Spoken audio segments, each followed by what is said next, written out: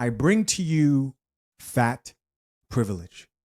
I know you never saw it coming, but here we are, guys. Instead of using words like morbid or obese, they prefer the word fat, and I prefer the word fat because it describes what I am, not a category that doctors are putting me in to describe how sick I am.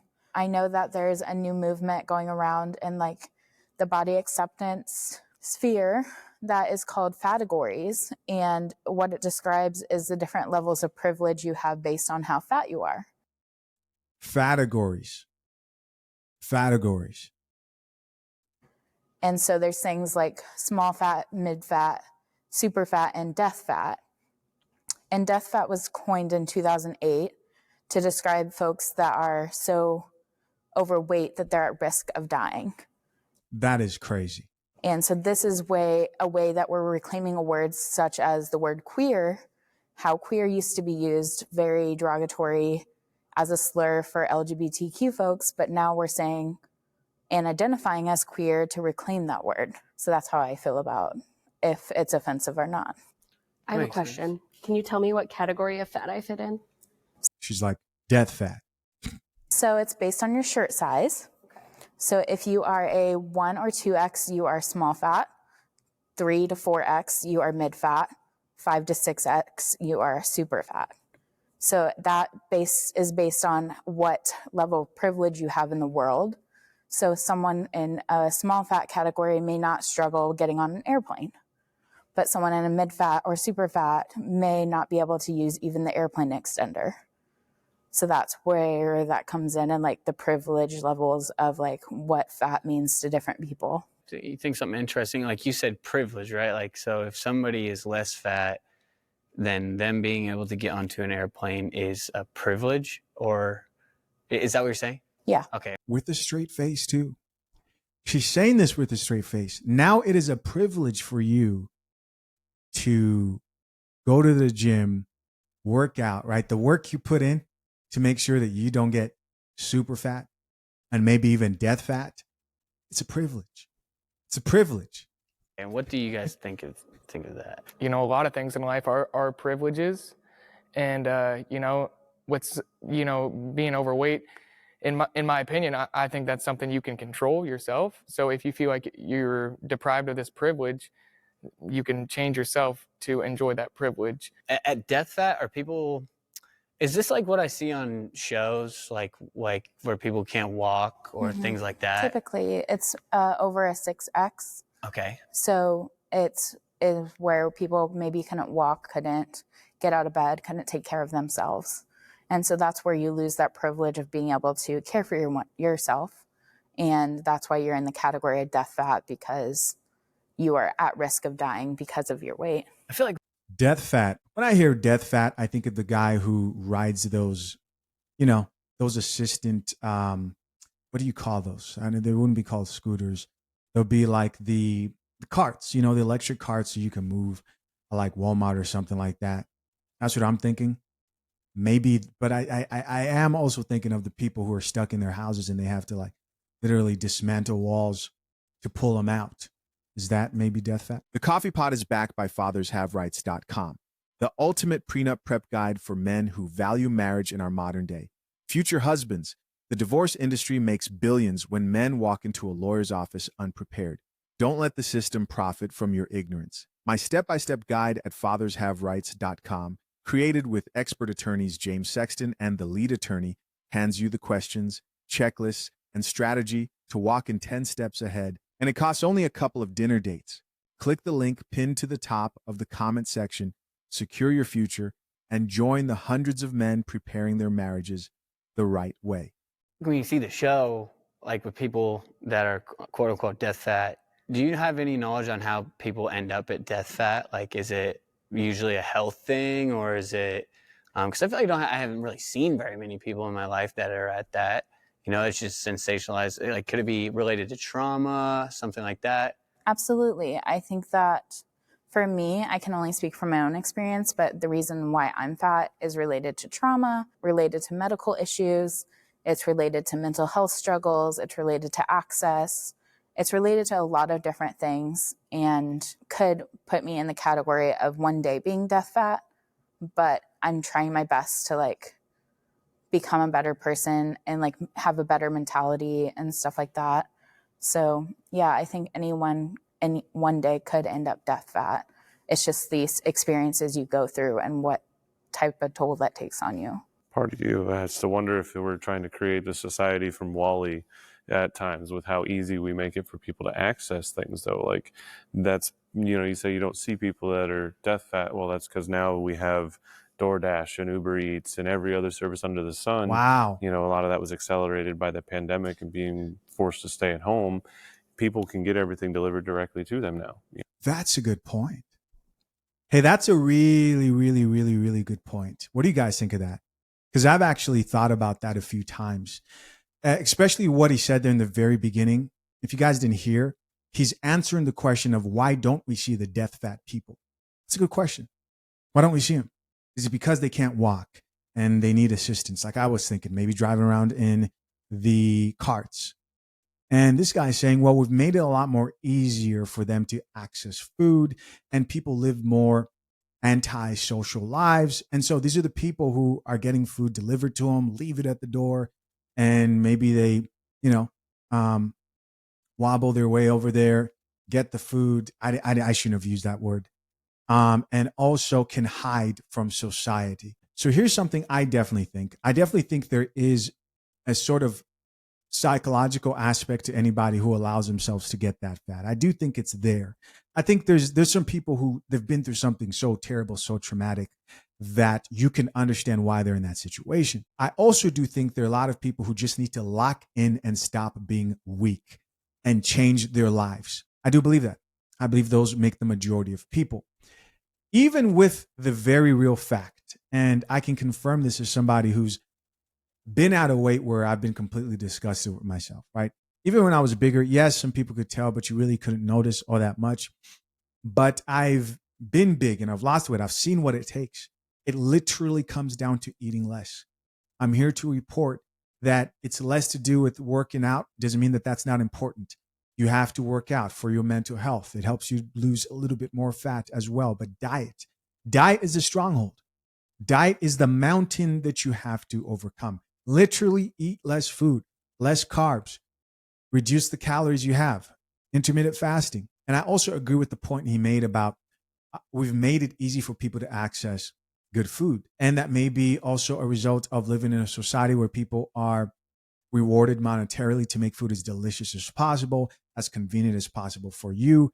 Guys, if you plan to lose weight and you want to lose weight, you have to understand everybody and everything is against you. That's how you have to carry yourself. It's too easy to get fat in this country. You can order food straight to your door. I'm sure if they could create a service where they could stick it in your mouth with a fork, they would. You can easily go to work and people bring donuts. Everything's against you. That's where you have to start. Your friends, your family, they'll get to that point where because they don't feel good about themselves, they'll say things like, don't get too skinny. Oh, you don't have to be so extreme. You do. You have to take it that seriously if you plan to lose weight. There's no perfect time. You start and fail, you start and fail, you start and fail. And one day you just keep going and you keep going and you keep going. Yeah. So lock in. There isn't that requirement to go out and get it, and so you don't see people that much anymore. And a lot of them may make the choice of like, I don't want to go out because there's that trauma associated with what if XYZ happens when I'm out because of my size, and then now that size becomes the center of attention. Because I think when you're talking about how does somebody get to that point, I think the only way you get to that point is if there's some kind of a mental illness happening for some reason, whatever that is. Like, you don't get there without having, I would think, almost like a desire to hurt yourself, been through some kind of trauma that has you feeling unworthy of something, or like that is the way that you cope with things. Like, there has to be some kind of underlying something that could push you to that point. I don't think you're going to get to that point unless you are really struggling with something and need professional services. And I think we need to just do better with, period, as a country, is professional services for mental health. And I think it helped with a lot of things. And physical health as well. There are folks that may have something like lymphedema where they cannot move, can't get out of the house, or agoraphobia, which is a mental illness, but it's another reason why people just can't get out and can't move, can't go to the doctor or anything like that. So I think all of those are different reasons why people end up in that category. You mentioned, like, I guess this might not be a term, but the death fit category. You mentioned people that inject themselves, take things to the next level. Hey, that's a really good perspective. Whoa, death fit. I mean, we've seen that. And there are people who don't think they've seen that because we just assume that people who are in shape aren't on steroids, but a lot of them are. I mean, that has to be fueled by something similar, right? I mean, if it's going, That's a good it's point. on the same parallel, it's just going to a complete other extreme. That's a good point. You think that's maybe people that end up doing things like that and end up suffering, you know, fatalities from that? You think they have something similar trauma-based going on? Obviously, I'm not a medical professional, but I have heard of the My 600 Pound Life, people like that.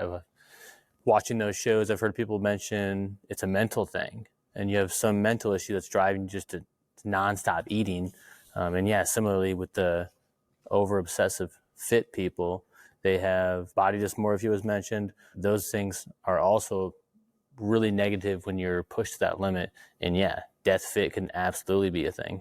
I put myself in some risky situations. And when you're talking about death fit, you know, I went on multiple steroid cycles to try and, you know, ascertain certain goals, both in attracting the female gaze as well as mainly trying to ascertain certain fitness levels for what I was doing with the military. And it felt like it was, you know, kind of accepted or almost celebrated by the culture. You know, I was doing it at a time where, I mean, this was like 2005 to 2007. And so I'm ordering things online from Eastern European places that are, you know, being shipped through mail in weird packaging. And, you know, I'm taking anabolic steroids and I'm taking, you know, different estrogen blockers, and I'm taking histamines and different things to try and cut weight, and doing all sorts of things to try and achieve what I thought I needed to achieve. There is a little bit of like maybe a mental thing there of me, you know, having such a desire and such a belief that that's who I needed to be, that I had to, you know, the risks that I was putting my body through were worth it. You know, like I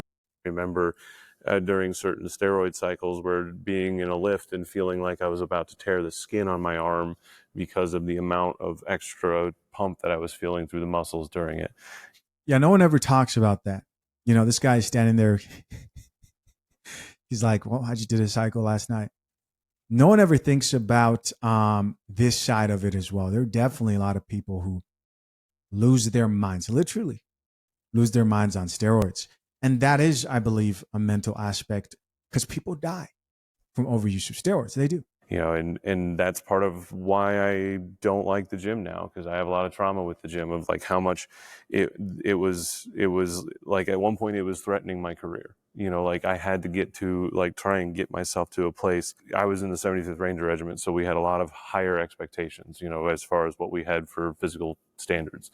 I felt like I had to do this or I'm going to lose my job, and I would rather hurt myself, you know, to keep my job and keep things for my family, because, you know, you're a single income earner, you know, 23-year-old parent, 22, I guess, when he was born.